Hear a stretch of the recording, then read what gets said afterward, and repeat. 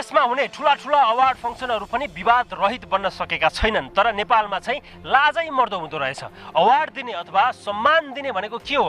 कला क्षेत्रमा लागेका व्यक्तिहरू, साङ्गीतिक क्षेत्रमा, सिनेमाको क्षेत्रमा लागेका व्यक्तिहरू जसको अतुलनीय योगदान छ यो क्षेत्रमा, जसको लोकप्रियता छ, जसको क्षमता छ, योग्यता छ, अनेक कुराहरूले मापन गरेर व्यक्तिलाई प्रोत्साहन स्वरूप अवार्ड दिने गरिन्छ।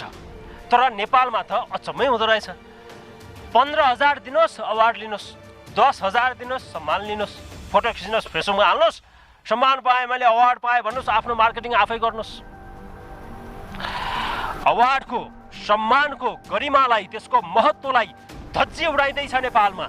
अवार्ड फङ्सनको नाममा जोसँग अवार्ड पाउने हो, जसले अवार्ड लिने हो उसैसँग पैसा उठाएर, जसले सम्मान पाउने हो उसैसँग पैसा उठाएर, यसरी भनौँ तपाईँ सम्मानित हुने हो भने यति पैसा लिनुहोस्, तपाईँले अवार्ड दिने हो भने, तपाईँले अवार्ड दिने हो भने यति पैसा दिनुहोस् भन्दै पैसा उठाएर अवार्ड बाँडिदो रहेछ। अचम्म लाग्दो। मलाई चाहिँ अचम्म लाग्यो। हुन त यो क्षेत्रमा लागिरहेका मानिसहरूलाई त्यति धेरै अचम्म लाग्दो रहेनछ, मैले धेरैसँग बुझेँ, तर मलाई चाहिँ अचम्म लाग्यो।